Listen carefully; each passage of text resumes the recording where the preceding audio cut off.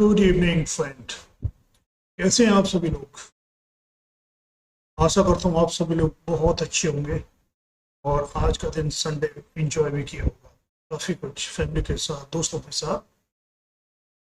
दोस्तों, आज हम ह्यूमन एनाटॉमी एंड फिजियोलॉजी के अंदर यूरिनरी सिस्टम, जो कि काफ़ी महत्वपूर्ण है। Even every system of human body is very very important.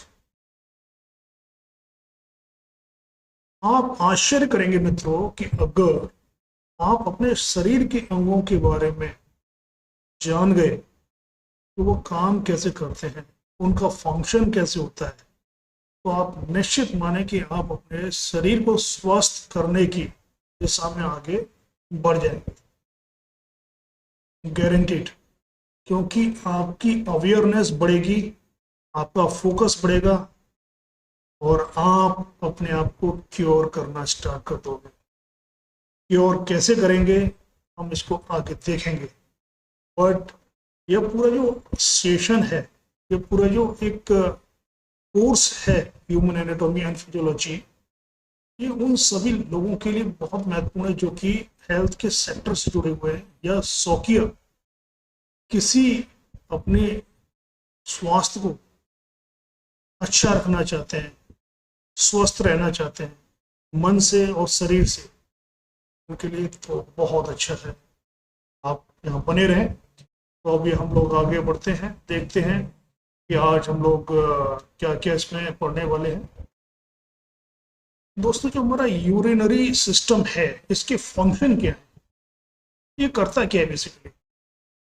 Basically इसका जो काम है दोस्तों, ये रेगुलेट करता है ब्लड वॉल्यूम को। वॉल्यूम, ठीक है ना, हमारे शरीर में कितना ब्लड होना चाहिए उसको ये रेगुलेट करता है, और प्रेशर को भी रेगुलेट करता है। ठीक है। आपके यूरिनरी सिस्टम की वजह से आपका ब्लड प्योरीफाई होता है। उसके अंदर जो भी वेस्टेज होते हैं उसको आपका यूरिनरी सिस्टम बाहर निकालने में हेल्प करता है। ठीक है। तो ये करता कैसे है? ये आपका जो प्लाज्मा होता है, ब्लड के अंदर प्लाज्मा होता है, उसको रेगुलेट करता है। उसमें जो कॉन्सेंट्रेशंस होते हैं, मतलब उसके अंदर sodium, potassium, chloride and other ions होते हैं, उसकी कॉन्सेंट्रेशन यानी उसकी जो इंटेंसिटी है वो कितनी होनी चाहिए, उसको ये रेगुलेट करता है। ब्लड, आपका जो ब्लड है उसमें पीएच लेवल को ये स्टेबलाइज करने की काम करता है। ठीक है। ब्लड के अंदर जो न्यूट्रिएंट्स होते हैं उनको ये कंजर्व करता है, उनको नुकसान ना पहुंचे, उनको ये कंजर्व करके रखता है। ठीक है। और जो जहर है उसको डिटॉक्सिफाई करता है। जो भी पॉइजन्स अगर है बॉडी में, अगर कोई पॉइजन्स बन रहा है या खाने में किसी वजह से आ गया है, उसको ये डिटॉक्सिफाई करेगा। चलिए आगे देखते हैं। दोस्तों, ये हमारे यूरिनरी सिस्टम के ऑर्गन्स हैं। कौन कौन से ऑर्गन्स हैं इसके अंदर हम लोग डिस्कस करेंगे। किडनी के बारे में, यूरेटर्स के बारे में, यूरिनरी ब्लैडर और यूरेथ्रा। आप ये देख रहे हैं दोस्तों, ये आपकी जो बीन्स की शेप में है ये हमारी किडनी है। ठीक है। और ये ऊपर ये छोटा बल्ज दिखाई दे रहा है, ये हमारी एड्रिनल ग्लैंड है। ठीक है। और ये पाइप सा दिखाई दे रहा है, इसको बोलते हैं दोस्तों यूरेटर। और ये जो ग्रे कलर का बैलून टाइप का दिखाई दे रहा है, this is a urinary bladder. Then यहाँ से यूरेथ्रा, यानी जहाँ से हमारा ऑरिफिस होता है हमारे पेनिस में, जहाँ से हम यूरिन को पास करते हैं, that particular tract is called urethra. ठीक, आगे देखते हैं। दोस्तों, ये हमारी किडनी है। किडनी, जैसा मैंने आपको बताया कि ये पेयर्स में होती है। ये इसका जो शेप होता है जो वीन की तरह होता है, वीन्स जो होती है ना, वीन की तरह होता है। और जो लेफ्ट साइड की जो किडनी होती है वो थोड़ा ऊपर होती है, हायर साइड में इन कंपेरिजन टू। और ये जस्ट आपके डायफ्राम के नीचे होती है। ठीक है। फिर इसमें क्या क्या चीजें होती हैं, इसमें अगर हम इसको कट करके देखते हैं दोस्तों, तो इसका जो आउटर पार्ट होता है किडनी का, उसको बोलते हैं रीनल कॉर्टेक्स। ठीक है, फिर उसके जो बीच का जो पार्ट होता है उसको बोलते हैं रीनल मेडुला। तो रीनल कॉर्टेक्स क्या है? This is the outer part of the kidney. It contains the glomerulus. क्या है हमारे जो ये आउटर पोर्शन दिखाई दे रहा है किडनी का, इसको बोलते हैं दोस्तों रीनल कॉर्टेक्स। ठीक है, इसमें क्या होता है? इसमें ग्लोमेरुलस होता है। ठीक है, एंड कॉन्वुलेटेड ट्यूबुल्स, ये आपको दिखाई दे रही है, कॉन्वुलेटेड ट्यूबुल्स भी होते हैं, जिसको हम नेफ्रॉन्स में देखेंगे। फिर जो सेकंड पार्ट है इसका, that is the renal medulla. ये आप देख रहे हैं, ये रेडिश टाइप का है जो, this is renal medulla. Renal medulla जो दोस्तों वो है स्मूथ होता है, और इसका जो इनर टिश्यू, ये एक इनर टिश्यू है किडनी का, यानी किडनी के अंदर में जो टिश्यू होता है, इनर टिश्यू होता है, उसको बोलते हैं renal medulla. It contains the loop of Henle, okay, as well as renal pyramids. यानी इसमें जो आपके मेडुला है, मेडुला में क्या है? लूप होते हैं। ठीक है ना, इसके लूप होते हैं, हेनले के लूप होते हैं, और इसमें रीनल पिरामिड्स भी होते हैं। ठीक है, हम इसको आगे और देखेंगे अभी।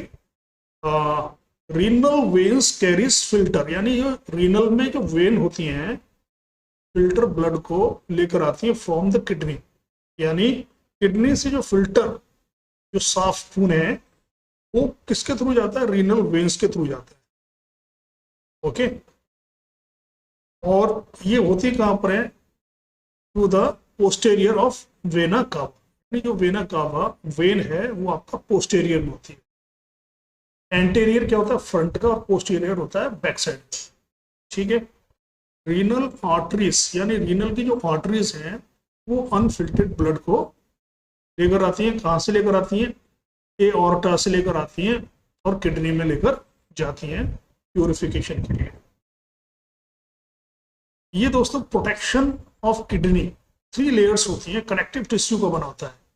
यानी जो आपका किडनी है वो कनेक्टिव टिश्यू का बना होता है, और इसकी 3 लेयर होती है। इसकी इनर लेयर होती है, उसको बोलते हैं रीनल कैप्सूल। ठीक है, फिर जो मिडिल लेयर होती है उसको एडिपोज कैप्सूल बोलते हैं, और जो आउटर लेयर होती है उसको रीनल फैसिया। ठीक है, और ये आपका रेट्रो पेरिटोनियल स्पेस होता है, फिर बाद में स्पेस यानी एक गैप होता है। ये दोस्तों नेफ्रॉन्स है। बेसिकली जो यूरिन प्रोडक्शन होता है वो इस पर्टिकुलर पार्ट्स में होता है, जिसको नेफ्रॉन्स होते हैं। Nephron is a microscopic structure and functional unit of kidney, यानी ये फंक्शनल यूनिट है जो एक्चुअल काम होता है। It is composed of renal corpuscle, जो रीनल कॉर्पस्कल होते हैं, capillaries called a glomerulus and a encompassing Bowman's capsule। ये आप देख रहे हैं, ये ब्रांच ऑफ रीनल आर्टरीज है। ठीक है ना, यहाँ पर से जो अनफिल्टर्ड ब्लड है जो आपका एओर्टा से आ रहा है, वो इसमें किडनी में इन करता है थ्रू आर्टरी। ठीक है, और रीनल, ये आपकी रीनल ब्रांच हो गई, ये आर्टरीज हो गई, और ये रीनल ब्रांचेस ऑफ वेन हो गया। ठीक है ना, यहाँ से आपका जो फिल्टर्ड ब्लड है वो यहाँ से जाता है। ठीक, ये आपका बोमेंस एंड ग्लोमेरुलस है, ये एक कैप्सूल की तरह होता है, एक कैप्सूल है, इसके अंदर ये आपके बोमेंस कैप्सूल है, इसके अंदर ग्लोमेरुलस होता है। फिर इसमें आप यहाँ आगे एक्सटेंशन देखेंगे, ट्यूबुलर पार्ट्स ऑफ नेफ्रॉन। ये ट्यूबुलर पार्ट्स ऑफ ट्यूब की तरह होता है, एंड ये आपका कलेक्टिंग डक्ट है। ठीक, तो इसको समझ लेते हैं। Renal corpuscle capillaries called a glomerulus and a encompassing Bowman's capsule। Renal tubules, a proximal यानी जो ऊपर का होता है proximal convoluted tubules and loop of Finlay and distal convoluted tubules. जो distal convoluted tubules होते हैं वो नीचे होते हैं, ठीक, और proximal ऊपर होते हैं। ये देखते हैं इसमें बनता क्या है, यूरिन फॉर्मेशन। ये यूरिन फॉर्मेशन में 3 प्रोसेस होती हैं। फर्स्ट होता है फिल्ट्रेशन, दूसरा होता है रीएब्जॉर्प्शन, तीसरा होता है सीक्रेशन। फिल्ट्रेशन में क्या होता है दोस्तों, ईच किडनी कंटेन्स रेफरेंस, जैसा भी हमने पीछे स्ट्रक्चर देखा, प्रत्येक यानी जो किडनी पेयर्स में होती है, each kidney contains nephrons, each nephrons has a glomerulus, the site of blood filtration, यानी ग्लोमेरुलस के अंदर ही ब्लड का फिल्ट्रेशन होता है। As blood flows through the glomerulus, जैसे ही ब्लड पास होता है किससे, ग्लोमेरुलस से पास होता है, the blood pressure pushes, blood pressure होता है pushes the water and solid from the capillaries into the capsule through the filtration membrane. तो जो आपका अनफिल्टर्ड ब्लड है वो आपका ग्लोमेरुलस में आएगा, और ब्लड प्रेशर की वजह से उसमें से जो वाटर है वो बाहर निकलेगा, और सॉल्यूट्स जो है वो बाहर निकलेंगे थ्रू कैपिलरीज, ठीक है ना, और into the capsule through the filtration membrane, और कैप्सूल में जाकर वो वाटर एंड सॉल्यूट्स चले जाएंगे। डन। फिर उसके बाद की जो एक्टिविटी है that is a reabsorption, resulting filtrate contains waste, यानी जो फिल्टर्ड होता है इसका जो रिजल्ट, यानी वाटर और सॉलिड निकलने के बाद का जो है, तो इसको बोलते हैं रिजल्टिंग फिल्ट्रेट कंटेन्ट्स में क्या मिलेगा, वेस्ट और एजेंशियल सब्सटेंसेस। क्या क्या हो सकते हैं वो, एजेंशियल आयन हो सकता है, ग्लूकोज हो सकता है क्या, ये होता ही है, यानी एजेंशियल आयन होते हैं, आयन्स होते हैं, ग्लूकोज होता है, अमीनो एसिड होता है, एंड स्मॉलर प्रोटीन होती है।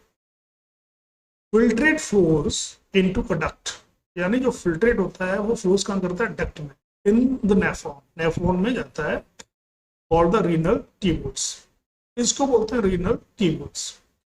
फिर इसके बाद की जो एक्टिविटी होती है, essential substances plus water reabsorb, यानी इसमें सम वाटर या एजेंशियल सब्सटेंस इसमें रीअब्जॉर्ब होते हैं बाद में।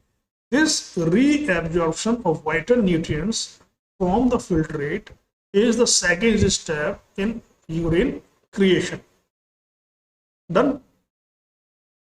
ये अगेन देखो नेफ्रॉन्स दोस्तों, ये आपका आउटर मेडुला है, ये इनर मेडुला है, हमने ऊपर देखा था ये रीनल कॉर्टेक्स है। तो रीनल कॉर्टेक्स के अंदर क्या हो रहा है, जो हमारी एओर्टा से जो आर्टरीज हैं, कैपिलरी थ्रू यहाँ आया, इसमें से हाइड्रोकार्बोनिक एसिड बाहर निकला, सोडियम क्लोराइड बाहर निकला, वाटर बाहर निकला, न्यूट्रिएंट्स भी बाहर निकले, पोटेशियम आयन भी बाहर निकला, हाइड्रोजन आयन इसमें इन हुए, और अमोनिया इसमें इन हुई, ठीक है ना, इस ब्लड के अंदर।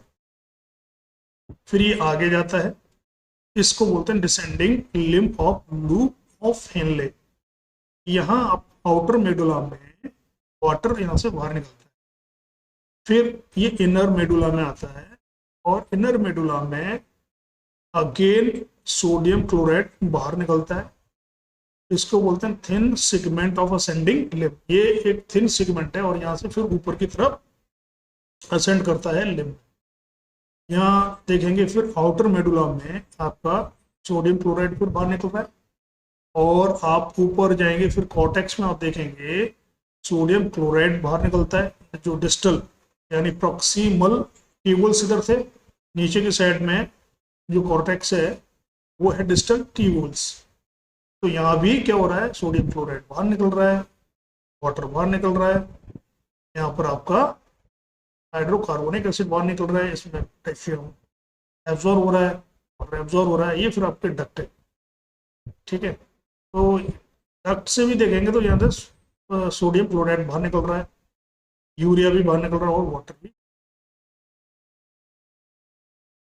और ये डक्ट नहीं है, और ये यहाँ से फिर आपका जो भी फिल्टर ब्लड है वो बाहर निकल जाता है। तो इसमें जो पार्ट्स हो गए, proximal convoluted cables, descending loop of inlay, ascending loop of inlet and distal convoluted tubules and collecting duct। 5 number का collecting duct है, ये आपका collecting duct बोला जाएगा। ओके, आगे देखते हैं secretion from renal tubule nutrients and water are reabsorbed। यानी renal tube में, तो from the renal tubule में nutrients and water are reabsorbed into capillaries। Okay, at the same time waste ions and hydrogen ions pass from the capillaries into the renal tubule। यानी जो waste ions हैं किसके, hydrogen के, pass from capillaries into the renal tubule, यानी renal tubule से pass होते हैं hydrogen ion और waste ion. And this process is called secretion, यानी इसी को यही आपका यूरिन बन रहा है, ठीक है। And urine form collecting duct, urine बनता है उसके बाद कहाँ कलेक्ट होता है, कलेक्टिंग डक्ट में, एंड उसके बाद कहाँ जाता है, रीनल पेल्विस में, उसके बाद यूरेटर, यूरेटर से जाता हुआ ब्लैडर में, यूरिनरी ब्लैडर में। ये आपका यूरेटर्स हो गया, ये आपका लेफ्ट किडनी हो गई, ये राइट किडनी हो गई, ये किडनी है, ये आपका रीनल पेल्विस बोलते हैं, यहाँ से यूरेटर में है, ब्लडर में है, बाहर चला। इसकी जो लेंथ होती है दोस्तों 25 to 30 सेंटीमीटर होती है, ठीक है। और इसका जो अपर पार्ट होता है, the upper half of the ureter, यहाँ से ये अपर पार्ट आपका कहाँ होता है, एब्डोमेन में लोकेटेड होता है। लोअर पार्ट आपका सॉरी पेल्विक एरिया में, ये आपको ये दिखाई दे रहा है, इसके बैकग्राउंड में अगर आप देखने की कोशिश करेंगे, ये आपका पेल्विक एरिया है और ये आपका एब्डोमेन एरिया है। इसकी जो लेंथ है यूरेटर्स की 25 to 30 सेंटीमीटर है। And urine is propelled through the ureters by a peristaltic motion initiated by the renal pelvis. I hope clear this point. ये आपका ब्लैडर हो, urinary bladder, just like as balloon की तरह आप देख रहे हैं इसकी शेप, ठीक है ना। ये यूरेटर से यहाँ आया और इसमें आकर आपका यूरिन स्टोर होता है, फिर बाहर निकलता है। ये क्या होता है, एक्सपेंडेबल सैक लाइक ऑर्गन, यानी एक्सपेंड करता है। इसमें 3 लेयर्स होती हैं, outer layers loose connective tissue, middle layer, यानी आउटर लेयर जो होती है ये वाली, ये लूज कनेक्टिव टिश्यू की बनी होती है। Middle layer smooth muscles and elastic fibres होते हैं इसमें। और आपकी इनर लेयर में लाइंड होती है, आप देख रहे हैं, lined with transitional epithelium tissue का बना होता है। ओके, इन इनर, फिर इसमें एक स्फिंक्टर होता है। स्फिंक्टर एक वॉल्व की तरह काम करता है, a type of muscular valve, and helps to prevent the urine from leaking out. ये आप देख रहे हैं, ये आपका इंटरनल यूरिथ्रल स्फिंक्टर है, एक वॉल्व की तरह काम करता है। ये आपके यूरिन को लीक होने से रोकता है। देन आपका urethra extend from the base of the bladder to the outside wall, ठीक है। ये मेल के अंदर देखेंगे आप, ये आपका यूरेटर हो गया, ये ब्लैडर हो गया, और यहाँ से यूरेथ्रा यहाँ, तो आपका जो यूरिन पास होगा यहाँ से पास होगा। ओके, ये टेस्टिस हैं आपके, right, this is all about. तो यहाँ पर आप देखेंगे जो यूरेथ्रा होता है फीमेल में छोटा होता है, इसकी लेंथ होती है 4 सेंटीमीटर, और यहाँ से यहाँ तक देख रहे हैं 4 सेंटीमीटर होता है, और मेल में ये 14 सेंटीमीटर होता है, काफी लंबा होता है। तो दोस्तों यहाँ पर हम फिनिश करते हैं यूरिनरी सिस्टम। कल के लेक्चर में हम देखेंगे एंडोक्राइन सिस्टम। तब तक के लिए मैं आपसे इजाज़त लेता हूँ, धन्यवाद। और आप सभी लोगों से रिक्वेस्ट करता हूँ कि आप कुछ भी प्रश्न हो, कुछ डाउट हो, कुछ सजेशंस हो, आप कमेंट करें और इस चैनल को सब्सक्राइब करें, अपने चाहने वालों को शेयर करें, और और एक हेल्दी इन्वायरमेंट बनाने की मुहिम में साथ दो दोस्तों। तब तक के लिए धन्यवाद। जय हिंद।